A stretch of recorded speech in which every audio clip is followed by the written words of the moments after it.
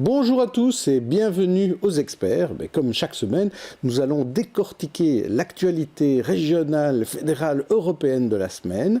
Alors au menu, on ne parlera pas de tunnel, je vous le promets cette semaine. Par contre, on va parler de cette saga terroriste à Forêt, des liens avec Salah Abdeslam et aussi de la Turquie, de l'Union européenne et des agriculteurs à Bruxelles.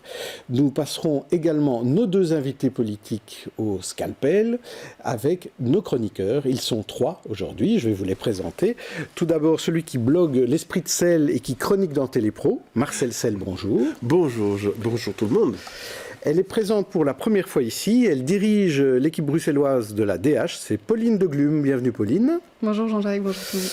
Alors, lui aussi en est à sa première sélection.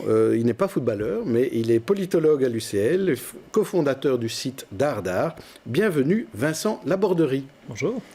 Alors, notre premier sujet, c'est cette tension vécue mardi à Forêt lors d'une perquisition qui a mal tourné. Mais ce que je voudrais vous montrer, avant de parler de la perquisition elle-même ou même de l'enquête, de tous les soubresauts de l'enquête, c'est surtout de comment ça a été vécu par la population de Forêt. Et écoutez, Maxime, il a 11 ans, c'est un jeune gamin qui a tout vu et son témoignage était recueilli par Marie Bergwens et Anaïs de Stiex. Hier, j'étais dans ma maison et j'ai commencé à entendre des coups de feu. Mais des coups de feu, c'était vraiment fort. Donc j'ai été voir, je me disais c'était normal. Puis j'ai été voir à la fenêtre et j'ai vu des gens derrière un mur, enfin deux gars. Il y a un mur avec, ils étaient couchés et ici ils avaient des foulards. Jusqu'à ici, ils ont commencé à tirer, je sais pas où. Et puis, enfin, je sais pas, j'avais peur, donc j'ai appelé tout le monde. Et j'ai entendu les hélicoptères, j'ai tout entendu. Et moi, je croyais que j'étais seule dans la rue, enfin qu'ils avaient évacué l'école et tout ça. Donc, un policier est venu me chercher.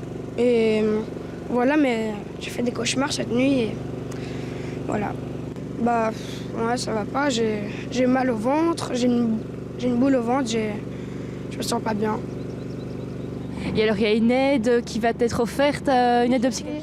Je vais aller voir une assistance pour m'aider. Voilà, pour l'aider, lui comme les autres. Alors Marcel Sel, c'était dur pour la population. Là. Ah oui, non, mais c'est normal d'avoir peur, je veux dire, parce qu'on n'est pas seulement devant des coups de feu, mais moi, il m'est arrivé d'entendre des coups de feu dans la rue. C'était une erreur d'un policier qui avait tiré par erreur. Ça fait pas peur. Là, il s'agit de coups de feu dans un contexte de terrorisme. On a gardé les gens longtemps à l'intérieur, donc il y a une véritable psychose qui s'installe. Voilà. Faut penser aussi que ce genre de peur, on ne s'en rend pas compte, mais les enfants syriens, c'est 1 million de fois ça, parce que c'est tout le temps. Voilà. Et Pauline de Glume, est-ce que Forêt, c'est Molenbeek? Est-ce qu'on peut établir un parallèle entre les deux communes? Ça a été fait pendant la semaine. Oui, ça a été fait, même si après, quand on a répondu à la question « Forêt est-il un Molenbeek bis ?», on a plutôt répondu non, mais rien que de poser la question, je trouvais ça assez problématique, parce que déjà, ça veut dire quoi, c'est un Molenbeek? Donc Molenbeek devient quoi, une sorte de référence négative? Je trouve pas ça super pour les Molenbeekois. Et puis après, sur le fond, il n'y a rien qui prouve que l'explication se trouve dans le lieu de ce qui s'est passé là-bas. On était dans un quartier qui est... oui, c'est une ancienne zone industrielle qui est en mutation. C'est pas encore les bobos du parvis de Saint-Gilles, mais ça va, c'est quand même un quartier qui bouge. Oui. Et ça montrait plutôt que ça peut arriver à pas mal d'endroits à Bruxelles, finalement. Ben, c'est arrivé à Schaerbeek, il y en déjà, a. Oui. Et c'est vrai que sur Schaerbeek, on n'avait pas... C'était moins impressionnant. Il y avait moins eu ce choc. On avait su que Salah Abdeslam était passé là, mais après coup. Donc ça a fait sans doute des mois, et donc on n'a pas comme ça posé cette question de Schaerbeek, Molenbeek, bis. Et vous Vincent Laborderie, ça vous fait penser à quoi ce reportage? Non, mais d'abord de dire sur le Schaerbeek ou Molenbeek ou Forêt, à la limite, moi si j'étais terroriste, je me cacherais surtout pas à Molenbeek. Donc je veux dire, la planque elle peut être à peu près n'importe où. Hein. Mais c'est ce qu'a choisi apparemment Salah Abdeslam et les autres, puisque c'était Schaerbeek, c'était Forêt, peut-être Auvelais, il y a d'autres endroits. Ça peut être n'importe où. Ça peut être n'importe où. Après, Ouais. Marcel Sel? Mais ce serait quand même, c'est pas étonnant que ce soit dans des quartiers populaires plutôt cosmopolites. C'est plus facile pour se plutôt cacher, musulmans. évidemment. Bah, évidemment, si vous allez à Saint-Genèse ou à Uccle, les voisins en plus Oui, donc c'est ça, c'est juste facilement parce que, délateurs et parce inquiets. que c'est plus facile de se cacher, oui, mais il n'y bien a sûr. pas un lien avec Il y a- la commune, non, et voilà, ce qu'elle est. ça dépend de Hucle. Vincent Laborderie, oui. Non, mais, Continuez. mais après sur la population, donc effectivement on a vu le jeune garçon, mais moi je veux dire de manière générale, ce que je pense qu'il faut remarquer, c'est qu'on n'a pas du tout les mêmes psychoses qu'après les attentats de Paris, où on a eu le Bruxelles lockdown, etc. On a l'impression que quand même s'il y a des choses graves et des menaces qui sont graves, eh bien, la population est quand même assez flegmatique. Il y a Mais pas ici, eu c'est de- pas la même situation non plus. C'est une perquisition qui tourne mal et, Oui, et mais des enfin, filles. il y a 3 personnes qui avaient des Kalachnikov, il y en a 2 qui sont dans la nature. Bon, voilà, hein, il y a toutes les chances pour qu'ils soient encore dans l'agglomération bruxelloise. Donc, Mais ça veut dire qu'on prend l'habitude? Ça pourrait dire ça aussi? bah, peut-être, mais c'est surtout que moi je pense qu'on a raison quelque part de ne pas paniquer par rapport à ça. Hein. Ça peut arriver n'importe où et à un moment il faut apprendre à vivre avec ça, avec le risque qui est tout à fait minime, mais qui existe. Alors, ce qui est étrange, peut-être, Marcel Sel, c'est toute cette nébuleuse. On parle de réseau, tous ces gens se connaissent. On croyait que ces gens n'avaient aucun rapport, et finalement, maintenant, on se rend compte que tous ces gens ont des liens les uns avec les autres, que les identités ne sont pas réelles, que Bouzid était peut-être Ben Kaïd, etc. Enfin, tout ça est un mélange. Et quelque part, c'est peut-être un petit peu rassurant parce que ça réduit le nombre de gens impliqués dans je vais dire, le djihadisme terroriste réellement actif. Mais en même temps, il y a quand même une question que je me pose, c'est quand on nous dit il n'y avait pas d'attentat imminent, pas de menace d'attentat imminent, parce qu'il n'y avait pas d'explosifs. Je suis désolé, mais une Kalachnikov avec 11 chargeurs, c'est-à-dire 330 balles, c'est même plus que ce qu'avait le jeune homme qui a essayé d'attaquer le Thalys. Et donc, il ne faut pas non plus se voiler la face. On risque moins d'être blessé ou atteint dans un attentat que de marcher dans la rue, qu'à marcher dans la rue, de se prendre une brique sur la tête. Mais il faut quand même pas non plus qu'on essaie de nous raconter que tout va bien et que voilà. Mais je vous propose d'écouter à présent nos invités politiques. Nous accueillons Francis Delperrey et Gilles Van der Buren.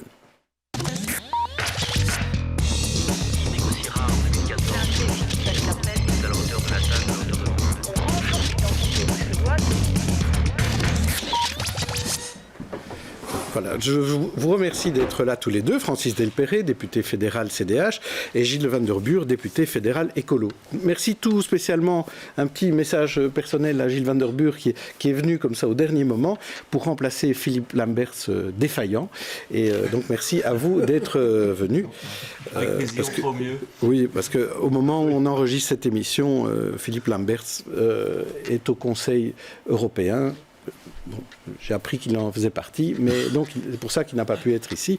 Mais en tout cas, merci à vous d'être là. Alors sur notre premier sujet, le sujet que nous avons traité, sur cette perquisition qui a raté, sur ces ramifications des terroristes, sur ces traces de Salah Abdeslam, est-ce que vous trouvez que cette fois-ci, la communication était meilleure?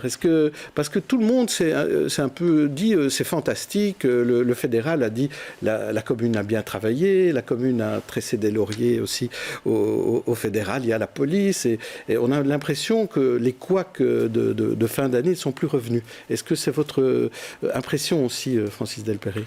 Moi, je ne suis pas policier. Et donc je ne connais pas exactement les faits qui se sont passés. Je les suis grâce à vous, grâce aux médias. Nous avons quelques informations évidemment qui nous viennent aussi au Parlement, puisque hier après-midi, nous avions une discussion qui ne concernait que Forêt, par exemple. Tout s'est bien passé. Non, je trouve qu'il y a eu quelques couacs, notamment le bourgmestre de Forêt ne semble pas très content de ses relations avec le ministre de l'Intérieur, en disant on m'a donné des listes, mais moi, vous savez, les listes, qu'est-ce que je peux en faire? J'entendais aussi Gilles de Kerchove hier soir sur les médias dire oh là, il faudrait que les polices communales soient un petit peu plus actives, puissent intervenir peut-être de manière plus préventive, que les agents de quartier soient un petit peu plus vigilants. Bah, voilà, ça c'est quand même des Donc choses qui se disent. Donc la guerre entre les différents pouvoirs, les différentes polices continue pour vous? Pas entre pouvoirs, mais je pense qu'il y a tout de même entre les policiers, notamment les policiers de terrain, les forces de police et le pouvoir politique, il y a parfois quelques petits frottements. Gilles Van der Burg, vous, votre avis là-dessus? Mais je pense qu'on ne pouvait pas faire pire au niveau du gouvernement fédéral en communication de ce qui s'est passé suite aux attentats de Paris en novembre dernier. C'était vraiment une catastrophe. Tout le monde parlait en même temps, une cacophonie. Nos concitoyens n'ont rien compris en termes de niveau de menace, de qu'est-ce qui allait fermer, qu'est-ce qui allait ouvrir. Donc effectivement, par rapport au pire, aujourd'hui, ça a été, je dirais, fait de manière un peu plus sérieuse. Et donc c'est ce qu'on peut attendre de nos gouvernants. Effectivement, par exemple, c'est le parquet qui a pris la main au niveau de la communication sur tout ce qui s'est fait, c'est une très bonne chose, ça se fait aussi en France par exemple. Donc oui, ça s'est fait de manière, je dirais, sérieuse cette fois-ci. J'en profite également pour quand même aussi saluer le travail de nos forces de police. Je pense que parfois, il y a beaucoup de critiques qui ont fusé ces derniers mois. On a fait beaucoup de Bruxelles et de Belgium bashing un peu aux quatre coins de l'Europe. Je pense qu'ici, on peut quand même saluer les hommes et les femmes qui étaient sur le terrain, les policiers qui ont fait leur boulot, qui sont 24 heures sur 24 sur le pont. Et voilà, je tenais à en profiter pour remercier ce travail qui est fait aussi. On a vraiment changé de siècle parce que c'est Écolo qui dit d'abord merci à la police avant même le CDH. C'est vraiment, vous avez été plus rapide. Et je pense que la sécurité publique, ça fait partie de notre qualité de vie. Et donc, merci à la police. Mais moi, je ne veux rien du tout. Je à la constate. Collaboration franco-belge en matière policière. Justement, je le dis, mais en matière de coopération franco-belge, on a quand même vu, Marcel Sel, que souvent l'info, elle était d'abord dite en France, que ce soit le ministre Bernard Cazeneuve qui a annoncé, lui, la perquisition, confirmé la perquisition à Forêt, et là, les traces d'ADN de Salah Abdeslam, c'est aussi venu de France. C'est étrange, on peut se demander si c'est pas voulu ou si en France on est plus opportuniste et on se dit tiens j'ai l'info, je la sors avant les autres, ou si effectivement on est trop précautionneux en Belgique et on ne veut pas. Mais je voulais poser une question allez-y. aux deux. Est-ce que, parce qu'on félicite la police, ok, il y a quand même 2 sur 3 qui sont enfuis. Je ne suis pas sûr qu'en France, les médias auraient congratulé. On sait qu'il y a des circonstances, je ne critique pas la police, mais bon, je donne les faits. Et puis, il y a autre chose, c'est que 2 sur 3 qui se promènent avec une Kalachnikov, peut-être toujours en ville, beaucoup de chargeurs trouvés. Est-ce que vous comprenez qu'on soit toujours au niveau 3 d'alerte? J'en profite juste peut-être pour rebondir sur les armes, le volet des armes qui est un volet qu'on a beaucoup mis en avant. On a une proposition de loi d'ailleurs Écolo-Groen qui vient d'être déposée parce que c'est un véritable fléau. On sait que la Belgique malheureusement est une plaque tournante de la vente illégale d'armes. Donc tous les terroristes et les personnes qui ont été poursuivies dans les dernières semaines, chaque fois avaient des armes extrêmement lourdes, des armes de guerre en fait. C'est toujours des AK-47. Oui, des Kalachnikov, des riot guns, etc. C'est qu'on peut quand même se poser la question pourquoi c'est si facile, apparemment, dans notre pays, via Internet, de trouver des armes. C'était pas ma question. Non, d'accord, mais vous en parlez. Donc sur la question, profite. Et je trouve que c'est aussi un élément important de dire est-ce qu'on s'y attaque? Et donc, en ligne avec ce qu'a dit le gouvernement, il n'y a presque rien là-dessus, en fait. Sur les 12 mesures et puis les 18 qui ont été annoncées par le gouvernement Michel, il n'y a quasiment rien sur le trafic illégal d'armes. Et donc, par exemple, on sait qu'il y a des traders sur Internet, on peut acheter des armes extrêmement facilement. Mais tout ça, on sait, mais sur l'alerte... je ne sais pas si tout le monde le sait, donc je voulais en profiter. Est-ce qu'on doit rester en alerte 3 ou bien on a quand même, avec ces 2 fuyards, ça mérite une alerte 3,5? Voilà. C'est-à-dire que, justement, vous mettez le doigt sur le problème. Il y a alerte 1, 2, 3 et 4. Il n'y a pas des 3,5, il n'y a pas des 3,75, etc. Donc, et l'alerte 4, c'est l'alerte maximum. Alors là, est-ce que c'est vraiment le moment d'apeurer la population? Je trouve que la lettre 3 est tout de même l'alerte qui intervient lorsque l'on est dans la perspective d'un attentat imminent. Donc l'acte 3 est déjà quelque chose d'assez important sur le plan de la police. Très bien, je voudrais vous montrer les images de cette semaine aussi qui concernaient l'enterrement d'un des terroristes. On a enterré, c'était jeudi, au cimetière multiconfessionnel des Verts, on a enterré Brahim Abdeslam. La famille était là, c'était en petit comité. Évidemment, les journalistes, les reporters, photographes et vidéastes, là, ce sont des images de l'agence Belga, sont restés un peu en dehors. Mais finalement, ils ont essayé d'enterrer ce terroriste au Maroc, ça a été refusé. Finalement, au bout du compte, ils l'ont enterré ici. Est-ce qu'on a peur que ces sépultures deviennent des lieux de recueillement pour des fans de terroristes? Francis Delperrey. Je crois d'abord que, toute personne a le droit de reposer en terre ou d'être incinérée si elle le souhaite. Bon. Et donc, on ne va pas mettre un corps sur une décharge publique. 2, de là à dire que ça devient un lieu et un sanctuaire, là, il y a un pas tout de même que je ne franchis pas. Gilles Van Nootbuur, oui, vous partagez cet avis? Oui, vraiment, je pense qu'il faut effectivement laisser la liberté à chacun de vouloir avoir la fin de vie ou l'incinération, l'enterrement selon les cultes et les rites qu'il ou elle souhaite. Et je ne crois pas que ça... j'ai du mal à imaginer que ça devienne tout d'un coup un lieu de sépulture. Et donc, non, je ne pense pas que ce soit un lieu de recueillement. Oui, pardon, un lieu de recueillement. Je ne crois pas que ce soit un véritable risque. Vincent Laborderie. Non, mais la question s'était posée pour Ben Laden, où effectivement les Américains là l'ont jeté dans l'océan. Mais bon, Ben Laden, c'est quand même autre chose. Hein, effectivement. C'est pas Brahim Abdeslam, c'est clair. Oui. Alors, encore une petite question peut-être en matière de terrorisme, parce que vous parlez beaucoup de terrorisme et beaucoup de mesures antiterroristes, vous y avez fait allusion, Gilles Van Nootbuur. Les nouvelles mesures qui ont été mises sur la table par le gouvernement, par exemple les empreintes vocales, est-ce que c'est quelque chose que vous pouvez soutenir? Est-ce que l'opposition peut soutenir ces nouvelles dispositions? Francis Delperrey d'abord. Moi, je constate que, puisque nous sommes au Parlement fédéral, nous avons mis en place une commission sur les problèmes de terrorisme. Et cette commission, voilà, on y participe, on travaille, etc. Mais il faut bien dire que c'est une voiture qui avance à un rythme extrêmement lent. Cette commission ne s'est plus réunie depuis 3 semaines. Normalement, il devait y avoir une réunion cet après-midi, annulée. Parce que, je crois, le gouvernement... Alors, je suis dans l'opposition. Hein, on parle d'une discussion sur l'article 12 qui prend du temps. Oui, mais il n'y a pas de solution.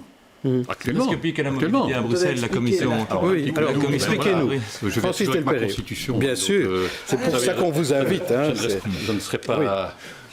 moi-même respectueux de... Ah non, la version actuelle, etc. Mais l'article 12, c'est celui qui dit qu'une personne ne peut être privée de sa liberté plus de 24 heures. C'est ça. Et après 24 heures, elle doit comparaître devant un juge qui peut éventuellement soit prolonger encore de 24 heures, soit décerner un mandat d'arrêt. Bien. Tout le monde laisse entendre que 24 heures, c'est un peu court pour recueillir un certain nombre de documents, de pièces, écouter un portable, faire une analyse ADN, c'est impossible. Bon. Et donc, la question se pose maintenant de dire, pourquoi pas dire dans la Constitution, changer la Constitution, il faut la majorité des 2/3, le gouvernement ne l'a pas, la majorité des 2/3. On va dissoudre ou pas? Ah non. Il suffit d'avoir la majorité des 2/3. Enfin, il faut que l'article soit révisable et cela peut se faire. Et alors certains disent, pourquoi pas passer de 24 heures à 48. On mettrait 48 dans la question. Et puis il y en a d'autres qui disent, mais non, 48 c'est un peu court aussi, alors allons-y tout de suite à 72. Mais 72 heures pour quelqu'un qui est présumé innocent, hein, c'est tout de même notre régime juridique, et tout le monde n'est pas terroriste non plus. Hein. Donc vous êtes contre les 72 heures, clairement? Moi, je suis... Oui, 72 heures, ça c'est vraiment... C'est trop. C'est beaucoup trop. D'autant plus qu'il ne faut tout de même pas croire que... Il faut pas se prononcer pour les 72 heures. Mais attendez, monsieur... C'est intéressant. Donc vous n'avez pas le même avis que le groupe, c'est ça? Mais ce n'est pas une question de groupe. Nous n'avons même pas... Vous savez, moi... Vous n'en avez pas discuté encore. Attendez, je suis un juriste. Et moi, je discute sur des textes, et pas sur des chiffres comme ça, 72 heures. Est-ce que c'est 3 fois 24 ?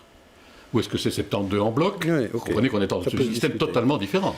Est-ce que c'est uniquement pour le terrorisme ou est-ce que c'est pour d'autres infractions? Moi, j'attends de voir un texte. Et manifestement, le gouvernement n'a pas pour le moment de texte. Et vous, Gilles Van den Burg, quelle est votre position là-dessus? Sur des textes, sur des chiffres. Non, on va l'écouter, on va voir sur quoi il résonne. De un, il y a un texte qui existe, qui a été déposé par le gouvernement, qui demande que ce soit allongé de 24 à 72 heures. On a eu des auditions en commission terrorisme qui ont montré à quel point ce texte avait peu de soutien au niveau que ce soit de la magistrature, de la police judiciaire, des avocats généraux, etc. Nous, au niveau du groupe Écolo Groen, avons toujours été extrêmement clairs. Pour nous, il est inconcevable qu'une personne soit gardée en garde à vue plus de 24 heures sans l'intervention d'un juge.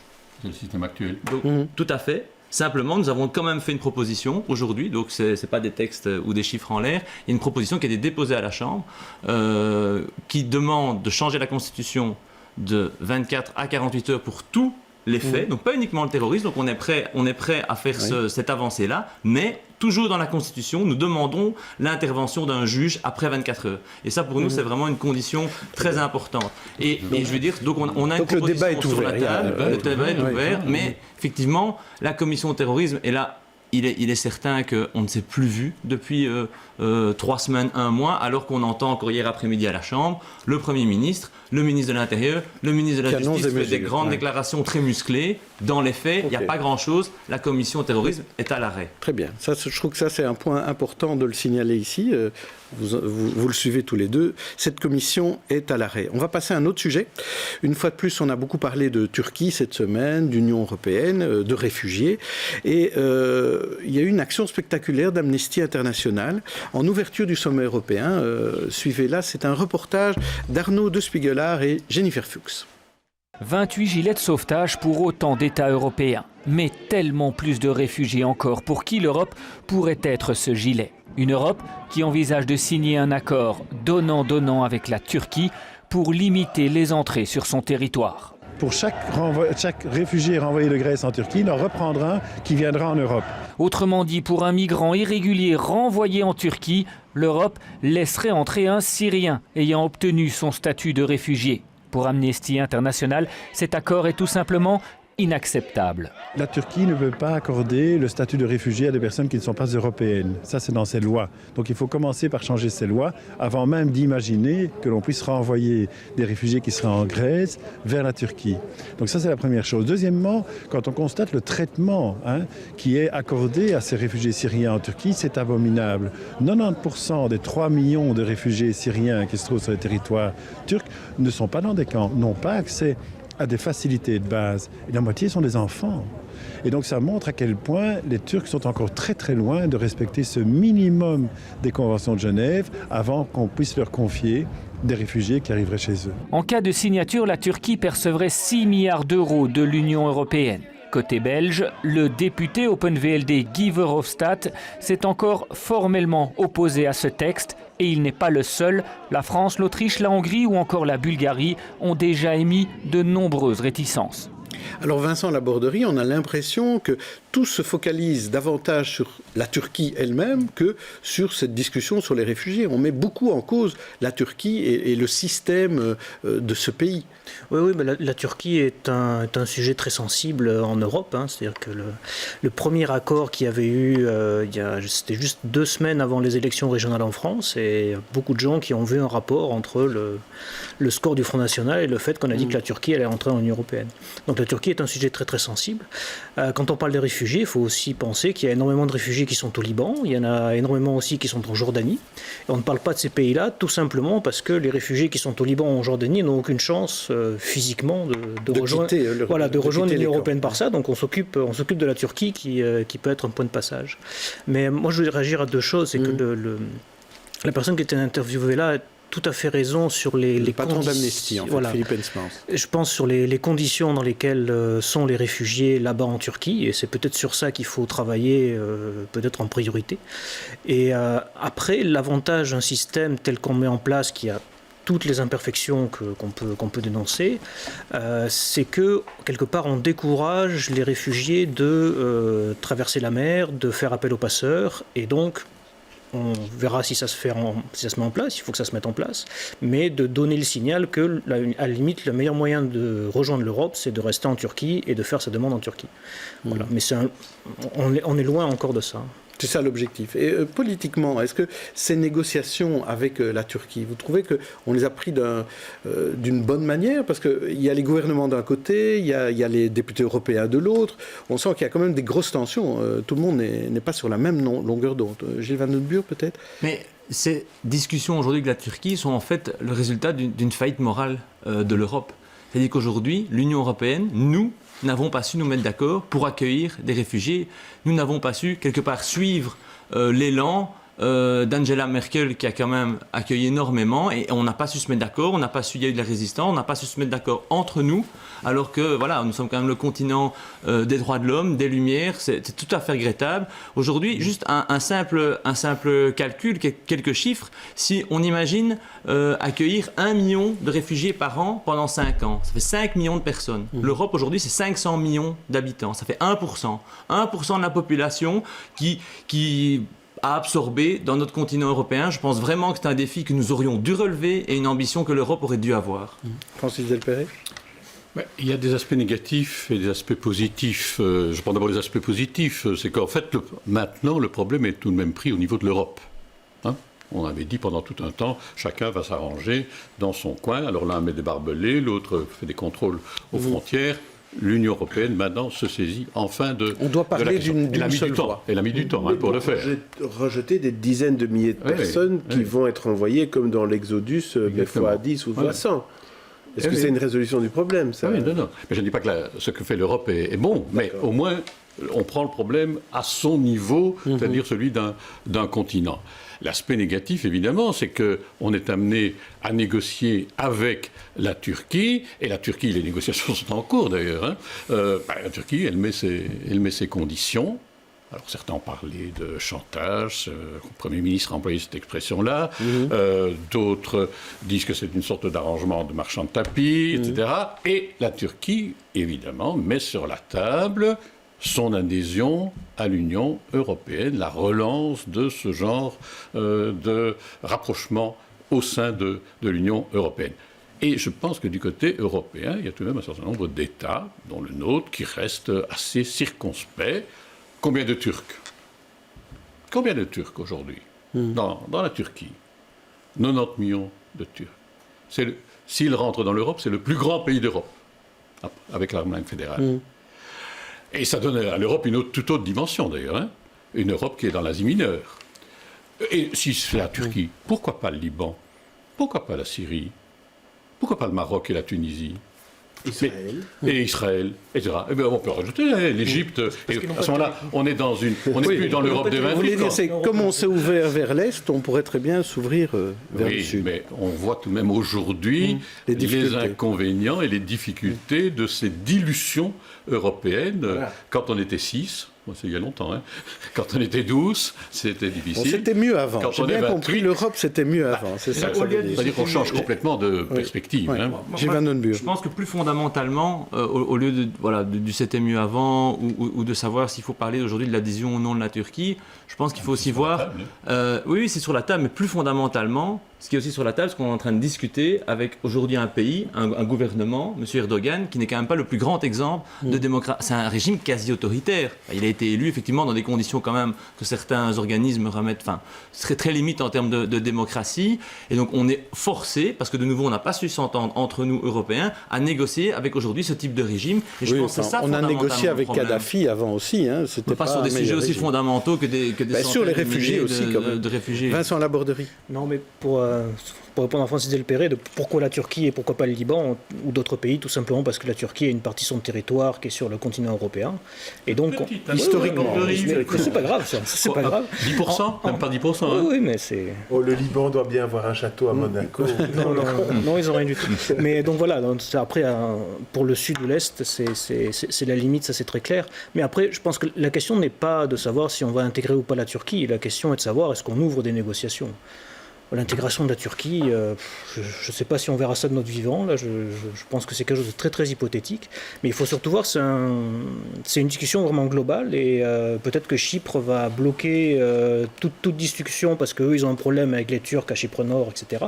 Donc c'est ça le problème avec la Turquie quelque part. On met le doigt dans un engrenage très compliqué, dans un problème global qui est le rapport de l'Union européenne avec la Turquie et qui est très complexe et qui est complexe depuis des dizaines d'années et ça se complexifie encore. Une petite conclusion sur ce chapitre avec Pauline de Glume. Oui, M. Delperret parlait de marchand de tapis. C'est vrai qu'on a un peu l'impression que l'Europe est prête à payer pour acheter une sorte d'illusion de tranquillité et de pseudo-sécurité. Alors après, je ne sais pas si c'est un bon calcul à long terme de donner cette impression de fermer nos frontières à des gens qui fuient parfois la guerre. Ça risque quand même de semer beaucoup d'incompréhension. Mais ce que je trouve qui est bien, c'est de rappeler souvent la réalité chyprée, comme M. Nobur l'a fait, parce qu'il y a un vrai décalage entre ce que les gens en Belgique ressentent, un sentiment d'être envahis et qui ne correspond pas du tout après aux chiffres. Et quand on les compare justement à ceux du Liban, où c'est un quart de la population, ce qu'ils ont accueilli, c'est 1 million, et ils ont un peu plus de 4 millions. Donc c'est aussi là-dessus qu'il faudrait travailler, puisqu'on n'a pas réussi à se mettre d'accord entre pays européens, parce qu'il y a un ressenti complètement en décalage. On y reviendra, on va passer à un autre sujet d'actualité de cette semaine. On a appris en début de semaine que 19 échevins de l'état civil avaient écrit une lettre au ministre de la Justice pour se plaindre de reconnaissance en paternité frauduleuse. Un reportage avec Aline Jacobs et Benoît Ferrir. Du coup, maintenant, il revient avec madame pour faire une reconnaissance, une déclaration de naissance avec reconnaissance. Et il est marié avec elle ou c'est Non, il est marié avec une autre personne. Obtenir un titre de séjour légal grâce à de fausses reconnaissances de paternité. Un procédé qui inquiète les échevins de l'état civil. Ils demandent la mise en place de mesures semblables à celles utilisées pour lutter contre les mariages blancs. Ce que nous proposons, c'est de faire un parallèle avec les moyens que nous avons pour lutter contre les mariages blancs et les cohabitations de complaisance, en nous permettant de ne pas directement acter une reconnaissance, mais lorsqu'il y a doute, de pouvoir diligenter une enquête et demander l'avis du parquet. Dans une lettre adressée au ministre de la Justice Koen Geens, les 19 échevins bruxellois demandent de pouvoir mener des enquêtes et d'annuler la reconnaissance de paternité en cas de doute. En attendant, sur le terrain, on tente de repérer les fraudes. Les signes sur lesquels on doit vraiment être attentif, c'est s'ils sont déjà mariés avec une autre personne ou cohabitant avec une autre personne. Si les gens n'ont jamais habité ensemble, ils sont domiciliés à des adresses différentes. La différence d'âge joue énormément. On a des cas où il y a plus de 30 ans de différence d'âge. Les seuls recours à disposition du personnel communal sont l'Office des étrangers et le parquet. Moi, j'ai un tableau où je recense les cas que j'envoie au bureau de recherche de l'Office des étrangers. Donc, il y a une dame là-bas qui s'occupe de tout recenser, donc au niveau des communes. Et donc, moi, je tiens ce tableau à jour. Dès qu'il y a une de mes collègues qui vient du guichet qui me dit ça va pas, je le sens pas. Du côté du ministre de la Justice, la lettre a bien été reçue. On travaille actuellement à un projet de loi, mais aucune autre déclaration n'a été faite sur le sujet. Alors Pauline de Glume, on a l'impression que l'imagination n'a plus de limite pour devenir belge, que ce soit une reconnaissance en paternité ou des mariages blancs. Quel est votre sentiment là-dessus ? Dans ce cas-ci, il y a quand même un problème éthique, ça c'est clair, puisqu'on instrumentalise la paternité. Et puis visiblement, il y a des deals financiers aussi parfois derrière. Donc là, ça devient un business. C'est évidemment qu'on ne peut pas laisser ça se faire sans agir. Donc je comprends la démarche des officiers d'état civil qui veulent des outils. Vous voulez dire c'est plus grave que les mariages blancs ? Pour un enfant, de se dire qu'il a été reconnu par un père qui a reçu de l'argent, quand même. Ouais, là, on est quand même dans un degré au-dessus. Mais maintenant, comme vous l'avez dit dans la question, ça montre une fois de plus que oui, les gens veulent venir ici et que donc c'est un problème éthique et qu'on soulève de nouveau un autre plus profond, qui est que oui, les gens sont prêts à tout pour venir ici à cause des Alors comment lutter contre cela, Francis Delperret ? D'abord, pour dire mon adhésion à ce qui vient d'être dit, on ne joue pas avec les personnes, on ne joue pas avec les sentiments, on ne joue pas avec les relations humaines. Et donc, tout ce qui est fraude, que ce soit maintenant, moi, je mets un peu tout sur le même registre, vous savez, mariage de complaisance, cohabitation de complaisance, reconnaissance de complaisance, il y a une fraude là derrière. Et, on donnait un exemple, il y a un homme qui a reconnu 17 enfants de 16 femmes différentes. Alors, les 19 officiers de l'état civil poussent quand même un cri, on comprend ce cri, c'est la sonnette d'alarme en disant où va-t-on? Enfin, et puis on joue avec des enfants, c'est quand même un peu surprenant.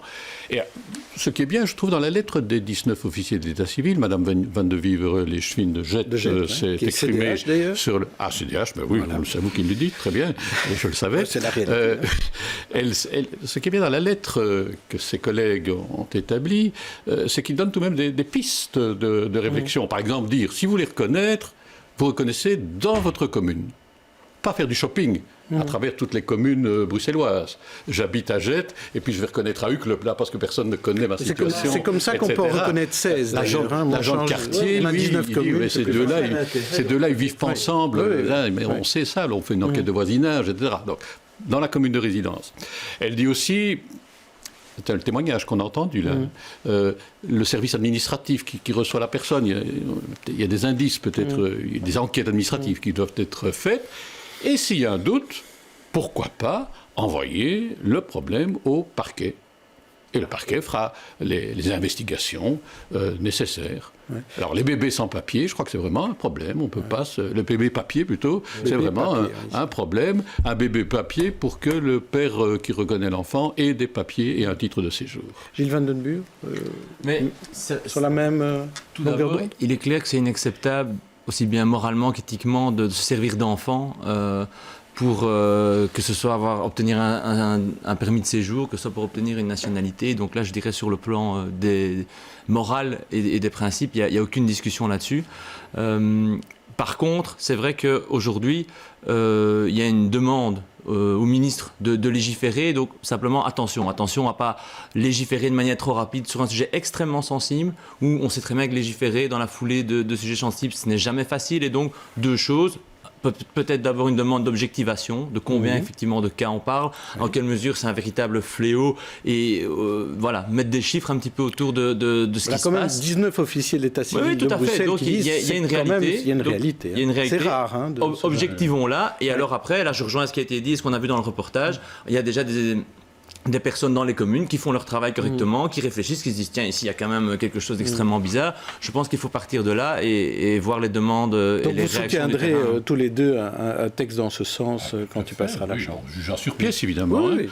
Ça, j'ai bien compris que vous ne jugez que sur un texte. Ah, moi, toujours. Ça, j'ai bien compris. Ah, oui. Mais je crois que sur ce thème-là, il y aura un consensus. Je ne pense pas qu'il y a de difficulté. Voilà. Maintenant, de nouveau, est-ce qu'il faut légiférer pour tout et pour ce genre de choses dans l'urgence? Soyons prudents, effectivement, attendons de voir s'il n'y a pas moyen de faire des solutions plutôt au niveau du terrain que des législations fédérales supplémentaires. Autre moment fort de la semaine, c'était le moment où patrons et syndicats ont dit qu'ils n'arrivaient pas à se mettre d'accord sur ce qu'on appelle la modernisation du droit de grève. Donc ils ont passé la patate chaude auprès du Parlement et du gouvernement. Denis Ducarme était l'invité de Stéphanie Meyer vendredi. Une synthèse d'intérêt général entre les partenaires sociaux qui permettent en effet de voir un peu à l'image de la proposition que le MR a déposée en la matière, un équilibre entre, d'une part, le respect du droit de grève, essentiel dans une démocratie moderne telle que la nôtre, et puis le respect aussi pour les travailleurs qui veulent se rendre sans entrave sur leur lieu de travail. Alors, Vincent Laborderie, en la matière, c'est quand même un échec de la part des patrons et des syndicats. On est obligé de revenir au Parlement et au gouvernement.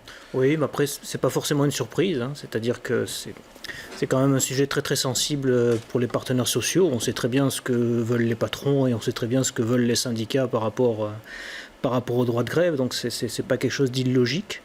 Après, comme le disait Denis Ducarme, ce qui va logiquement se passer, c'est... on va voir ce qui se passe, mais l'idée, en fait, c'est de voir qu'il y a une contradiction, en tout cas, entre le droit de grève, ou en tout cas la manière dont est exercée la grève par certains syndicats, et une certaine conception de la liberté de travailler et de la liberté de circuler. Et moi, juste d'un point de vue politique, je pense que le gouvernement joue un peu sur du velours là-dessus, parce que les images de certaines grèves ont été quand même assez impopulaires. Les blocages de route ont été impopulaires. Oui. Et donc, je pense que si le gouvernement part là-dessus, c'est politiquement très bon pour lui. Marcel Seigne. Je dirais que c'est un échec pour les syndicats, parce que le patronat, aujourd'hui, c'est le gouvernement. Je veux dire, ils jouent dans la même cour. Et donc, et l'échec a commencé, en fait, avec notamment les blocages des routes. Je crois que, bon, Raymond, ça a choqué certaines personnes, celle qui a jeté les vêtements, mais ça a aussi amusé beaucoup de monde, et c'était pas très grave. Par contre, le blocage de l'autoroute, ça a vraiment choqué. Et je pense que les syndicats ont vraiment joué avec le feu, parce que ce qui arrive maintenant au Parlement, le projet de loi, enfin, j'ai vu un avant-projet de loi où il était question d'arrêter des grévistes, et là on revient en 1921, c'est-à-dire le recul considérable dont on parle. Alors qui doit décider? Est-ce que c'est le Parlement qui doit décider? Est-ce que c'est le gouvernement? Parce que là on sent qu'il c'est pas encore sûr la manière dont ça va fonctionner. Je crois qu'il va y avoir des discussions entre gouvernement et chefs de groupe là-dessus. Mais on a eu un débat déjà hier après-midi sur ce sujet au Parlement fédéral, et bon, l'idée, ce serait que le Parlement fasse peut-être des auditions, entende un certain nombre de personnalités, belges ou peut-être étrangères aussi, pour voir comment on pratique à l'extérieur. Que le gouvernement dise, puisque les partenaires sociaux ne s'arrangent pas, moi je vais reprendre. Après ça, donc après les auditions, reprennent la main et déposent peut-être un projet de loi. Moi, j'ai tendance à dire, attention quand même, parce que si le gouvernement où le ministre des Affaires sociales veut passer en force, j'allais dire contre les partenaires sociaux, ça c'est l'échec couru d'avance, ce sera un coup d'épée dans l'eau. Autrement dit, si le gouvernement doit agir demain, il doit être un médiateur, il doit être quelqu'un qui met de l'huile dans les rouages, vous voulez que ça repasse donc par les partenaires pas un sociaux. bulldozer qui impose une solution aux partenaires sociaux. Mais dans ce débat, j'ai parfois l'impression qu'on oublie qu'il y a un ministre de l'Emploi, Chris Peters, dont c'est quand même aussi le job d'aller se mettre autour de la table et de mouiller sa chemise beaucoup plus qu'il ne l'a fait pour obtenir un accord. Ici, il y a eu effectivement des diktats du gouvernement pour imposer des dates butoirs, sinon il reprenait la main. Moi, je ne crois pas que ce soit une bonne idée que le Parlement légifère seul sur cette matière qui est extrêmement sensible et qui concerne en premier lieu effectivement les partenaires sociaux. Et donc, nous avons plutôt envie d'encourager M. Peters à reprendre son bâton de pèlerin, de mouiller sa chemise et de remettre syndicats et organisations patronales autour de la table afin de trouver une solution. Il est quand même un habitué de nombreuses années du groupe des 10. Monsieur Peters, je pense qu'il a les atouts pour réussir cette mission-là. Il y a peut-être un élément qu'il faut ajouter aussi, c'est qu'on est quand même en pleine campagne d'élections sociales. Et donc ça ne facilite certainement pas ce que vous dites, le fait de mettre les partenaires sociaux ensemble. Il y a des partenaires, comme disait Marcel, qui peuvent attendre, les patrons, et il y en a d'autres qui sont en pleine Mais passer en force au Parlement, campagne. serait pire. Donc soyons réalistes, passer en force au Parlement, ce serait bien pire. Très bien, eh bien, le temps passe vite. Je vous propose de passer à notre dernier sujet. Le temps passe vite, je disais, et les façades de nos villes s'en souviennent. Les agriculteurs et les éleveurs étaient là à Bruxelles en début de semaine. Alors certains ont mis du lait sur des façades, de l'autre ont mis, eux, plutôt une ferme à la place à Schumann. On va voir ça avec le reportage de Sabine Ringelheim et Benoît Ferrir. Des poules, des vaches et des cochons au pied du Berlaymont. Ces veaux ont quitté leur ferme de Jodogne avant l'aube. À 7h30, ils étaient dans leur enclos, sur le rond-point Schumann. C'est toujours un point d'ancrage, d'attention qui permet d'engager la conversation et de parler avec les citoyens de nos problèmes et de façon un peu plus sympathique que quand on vient manifester bruyamment au cœur de Bruxelles. Ils sont venus dans un esprit de dialogue, expliquer aux consommateurs, mais surtout aux responsables politiques belges et européens, les difficultés qui les rongent, à l'image de ces 28 cochons, un par État membre. Un petit pauvre comme ils sont là, ils valent plus ou moins entre 15 et 20 euros, alors qu'ils en coûtent 35 pour arriver à un poids d'une vingtaine de kilos comme ils sont là. Produire à perte, c'est le lot de ces agriculteurs aujourd'hui. Le problème, c'est que l'offre excède la demande, que ce soit dans la production laitière, la production de viande ou de céréales. Moi, je suis céréalière et hier, c'était 118 € la tonne et quand je compte mes coûts de production, je suis à 140. Donc je vends à perte. Et si le prix de vente du lait aux consommateurs a connu une hausse ces derniers jours, les producteurs, eux, n'en ont pas vu la couleur.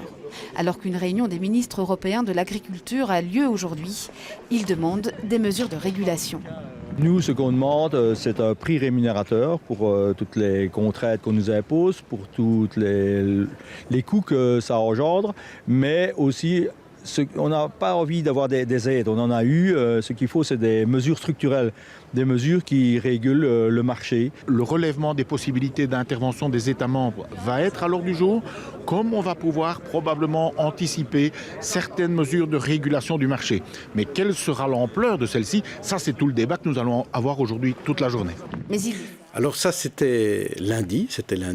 Marcel Sels, on a quand même vu qu'il y avait deux manières de communiquer pour les syndicats agricoles. Hein. Donc cette manière de faire une ferme très sympa, oui. Et puis une autre d'amener les tracteurs et créer le bousouf. Plus technique aussi, en donnant du contenu. Oui. Non, mais je trouve ça très très bien, les petites fermes en ville de temps en temps, ça peut faire que du bien.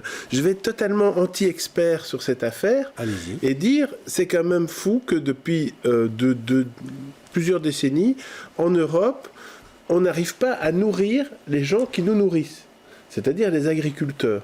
Et il y a eu des problèmes aussi avec les pêcheurs. Donc est-ce qu'on n'a pas un problème structurel, fondamental, quelque chose...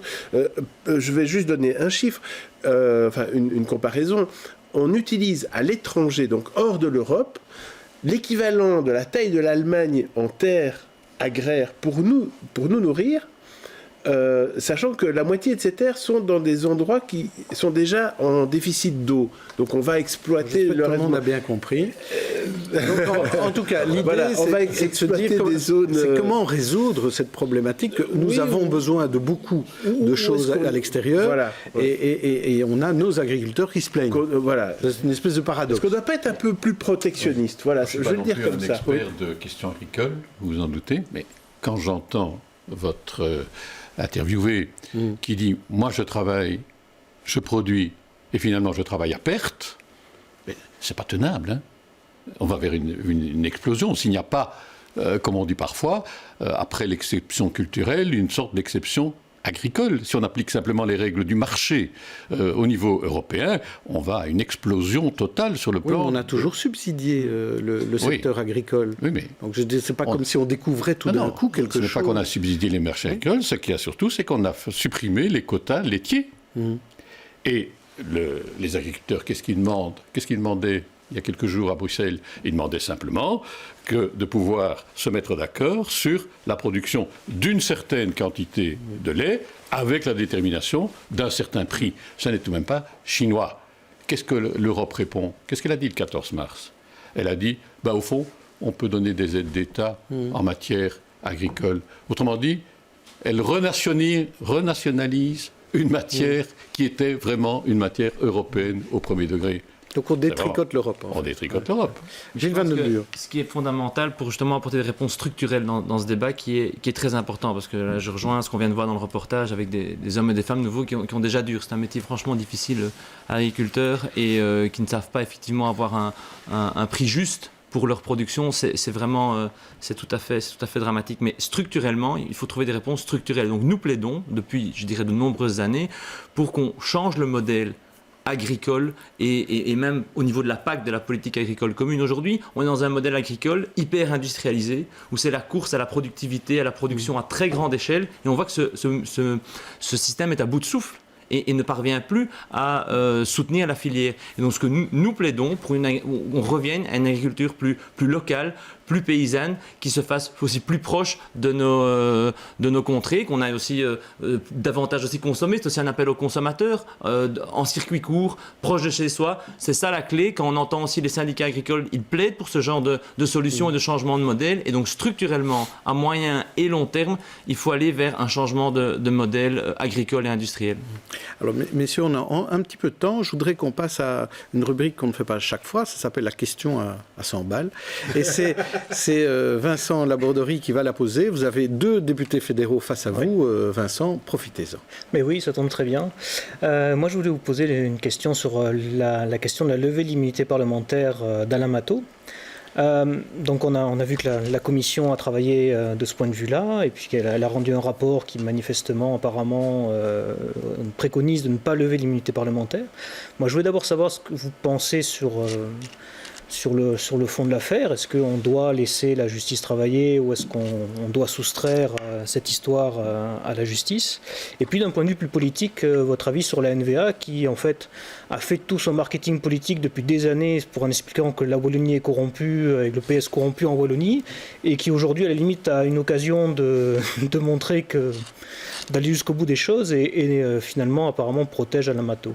Alors 2 questions en une. D'abord sur la première question, sur le fond. Francis Delperret. Le fond, je ne connais rien au fond du dossier Matteau. Mais vous allez devoir voter, hein. En plénière, vous allez tous voter. Jeudi prochain, probablement. Mais est-ce que vous... Probablement. Oui. Et nous aurons reçu, à ce moment-là, le rapport de la commission. Et là, je lirai, sans doute, comme tous mes collègues, le rapport de la commission. Okay. Aujourd'hui, je ne le sais pas, et je ne l'ai pas, et je ne l'ai pas lu donc, et je n'ai donc pas à me prononcer pour dire, tiens, il y a des indices, il n'y a pas d'indices, etc. Voilà. Alors, je sais qu'on parle d'incinérateurs, on parle de casinos, etc. Oui. Mais ça, est-ce que c'est étrange, la position de la NVA au sein de la commission, la deuxième partie de la question? Politique, moi, je trouve que là, on déplace un peu le terrain. Je vois que ça donne lieu, pour le moment, à une littérature journalistique particulièrement développée. Je crois qu'il y a peut-être un problème plus fondamental qui est de savoir que peut faire ou que doit faire un Parlement, la Chambre des représentants en l'occurrence, lorsqu'elle est saisie d'un dossier comme cela. Est-ce qu'elle doit? Voilà, ça c'est l'option minimale. Dire il y a des indices sérieux. Les poursuites ne sont pas arbitraires. Il n'y a pas une chasse à l'homme. Voilà, ça c'est l'optique minimale.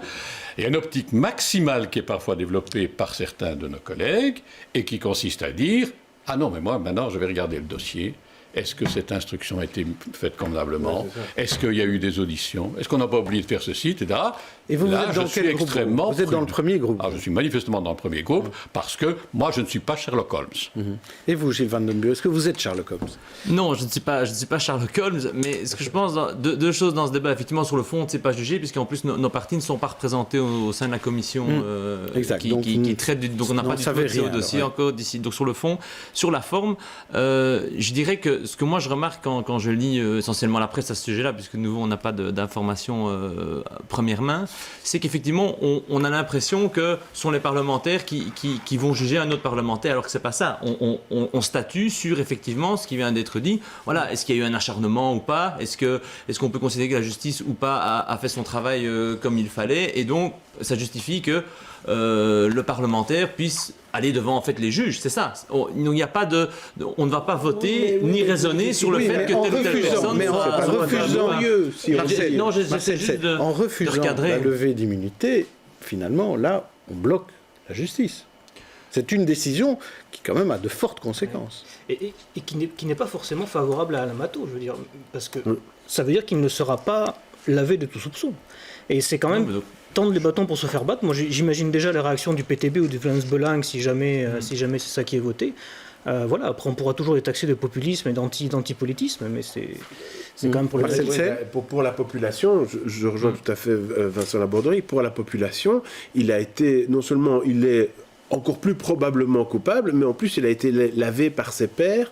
Donc ça, c'est effectivement... C'est pas encore fait. Non, il serait, on va dire. Mais donc tout à fait, il n'y a aucune raison qu'un parlementaire soit au-dessus des lois et ne soit pas jugé comme un citoyen tout à fait normal. Donc là, je vous rejoins sur le principe à 100%. Je dis juste ici, sur le fond, c'est difficile de pouvoir juger du cas d'espèce, mais sur le principe de dire un parlementaire doit faire face à la justice, comme tout Belge doit faire face dans des circonstances normales, il n'y a aucune raison que ce soit différent pour un parlementaire que pour un des autres 11 millions de Belges. Marcel Sell dire il est probablement coupable. Non, la population... oui, la population considère qu'il est probablement coupable. Une certaine population va se dire... Vous comprenez que ça me heurte profondément, des choses comme ça. Moi, on est présumé innocent jusqu'à ce qu'on soit condamné. Oui, mais la condition pour que ce soit admis largement par les citoyens, par tous les citoyens, je veux dire, même les citoyens qui pensent qu'il y a des complots en haute sphère, c'est une certaine démonstration par l'État, par le Parlement,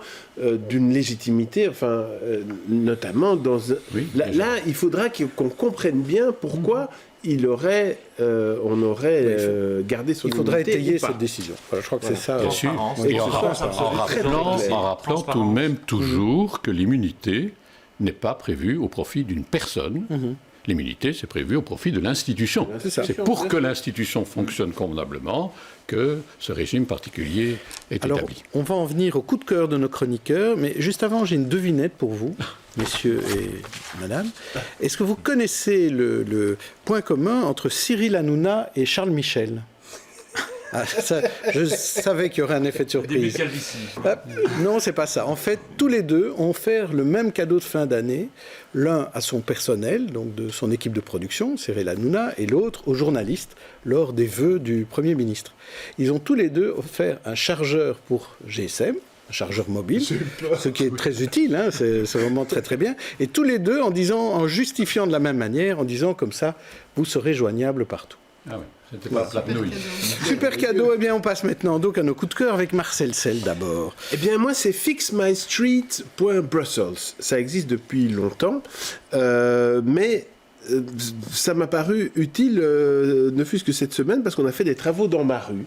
Et on avait signalé effectivement, il y a 1 an et demi, que les pavés étaient à moitié détachés, qu'il fallait vraiment refaire toute la rue.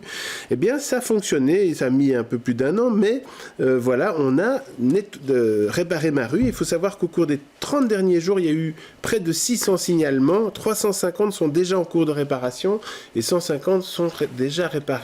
Donc Fix My Street, si vous avez un problème dans votre rue, utilisez-le, c'est la gestion transparente, c'est génial. Donc c'est Fix My Street. Bruxelles, soit. Oui, bien sûr. À présent, Pauline de Glume, vous, votre coup de cœur, c'est quoi ? C'est un événement, c'est le Panorama Weekend au Wills. J'ai eu l'occasion donc d'aller à l'inauguration parce qu'ils étaient en travaux pendant 1 an. Et donc maintenant, ils ont une terrasse panoramique avec une vue à 360 degrés sur Bruxelles qui est vraiment pas mal. Et ce week-end, en plus, il y aura forcément toutes sortes d'activités pour l'ouverture au public avec des concerts, des films, des ateliers pour enfants. Donc je pense que ça vaudra vraiment la peine. Et puis en plus, c'est dans le Bas-de-Forêt, donc c'est l'occasion d'aller on dans reparle ce de forêt. Vous êtes de voir forêt, Pauline, ou quoi ? Démasqué, 24 ans.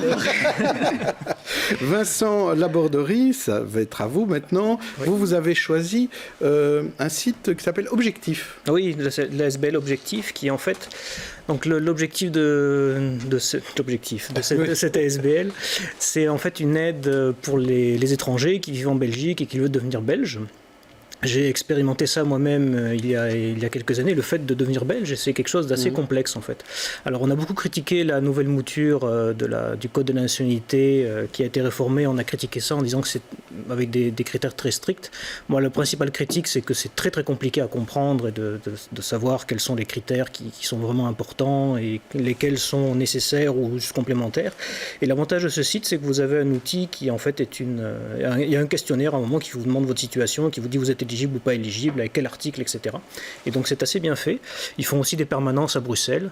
Et donc voilà, sachant qu'il y a 1/3 des Bruxellois qui ne sont pas belges, je pense que ça sera très utile à certaines personnes. Est-ce que l'expérience était positive de devenir belge, Vincent Laborderie ? Oui, très positive. Très positive. Oui, vous ne regrettez pas ? Pas du tout. Mais il y a quelque chose quand même d'étrange, c'est que je ne l'ai appris que quand je suis arrivé à la maison communale, parce qu'on vous envoie une lettre en vous disant votre carte d'identité n'est plus à jour. Et donc effectivement, on arrive à la maison communale et elle n'est plus à jour parce que votre ancienne carte, il y avait marqué français dessus et maintenant vous êtes belge, donc vous avez une nouvelle carte. Donc c'est un peu surprenant, mais voilà. Il faut s'habituer à tout. Merci à tous, invités et chroniqueurs. On se retrouve la semaine prochaine, le week-end prochain, pour une autre émission des experts.